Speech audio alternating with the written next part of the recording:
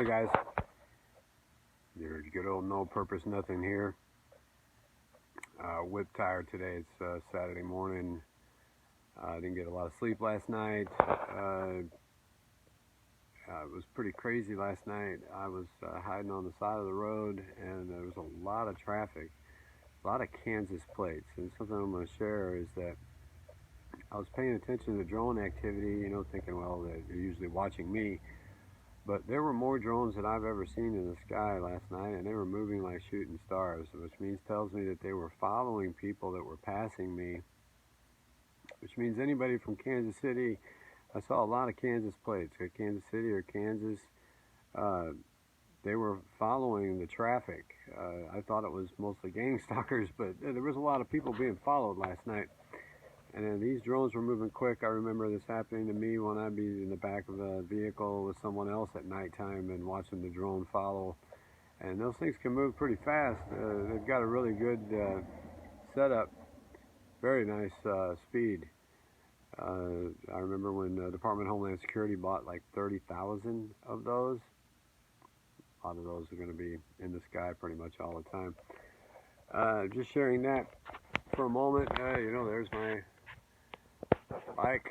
I rode about 40 miles yesterday, which makes me really tired today. I haven't had any food. I don't have any water. Hungry, thirsty. Had to stop. Kind of hiding behind this building right now, trying to take a little bit of rest. Something I wanted to share with everyone is something very important.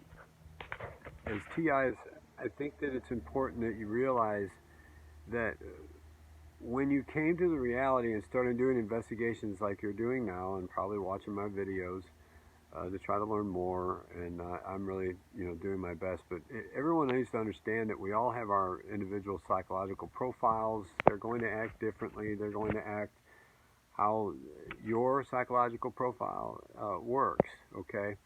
So there's a lot of different buttons to press, and you have to understand that you have been monitored. You were monitored for at least 6 months, sometimes up to a year, with a profile, and then of course your brain frequency, which remember that your brain produces 15 watts of power.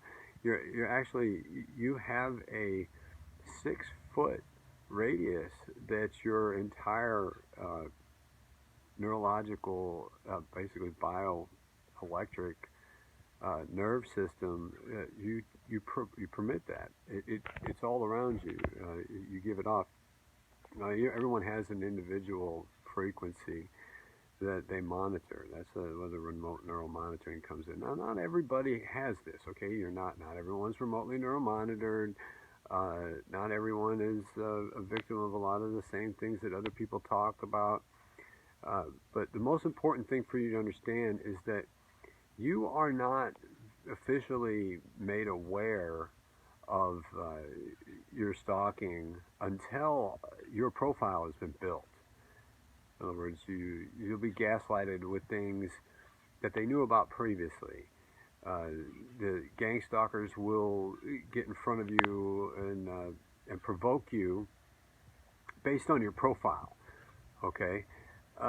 And it's important that you understand that everything in the physical world is meant to press buttons mentally for you, okay? And the most important and kind of scary thing is that's why you have thought processes, or you think of things and then all of a sudden they appear, or you think of things the way they should be, and then there'll be a confirmation, some Gangstalker, or unfortunately, a lot of your friends are monitored or influenced.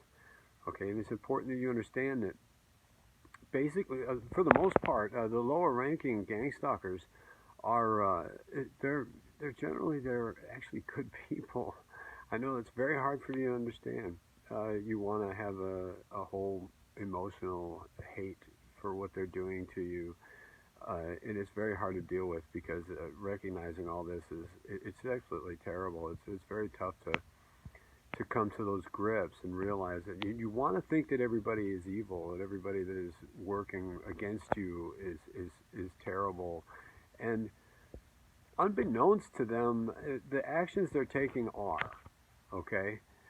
But for the most part, a lot of them don't know, all right? And all of your programming is set so that the actions that they're taking, they're really just getting a profile on you. And a lot of these people think that they're patriots. They believe they're doing the right thing. And they believe they're doing the right thing because they've been told terrible things about you, or believe that you're very wrong and that you're very evil.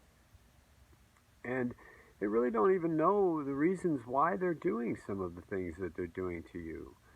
Okay? And so when you react, when you run into the police station and report, and when you do all of these things that are basically made to escalate your emotional levels, the people that don't really know about you, what you're doing is you're confirming their reports.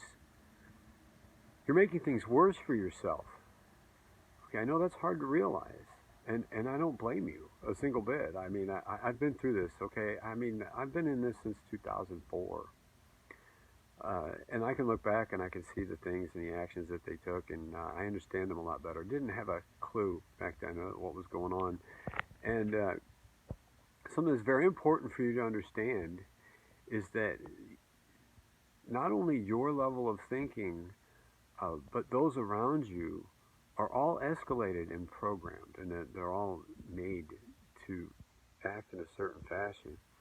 And the biggest problem that I always have is when I talk with TIs, you know, and I email them, or I try to message them, or I post things on Reddit, and sometimes things they stick, and they're easy to understand, or they're like very hard.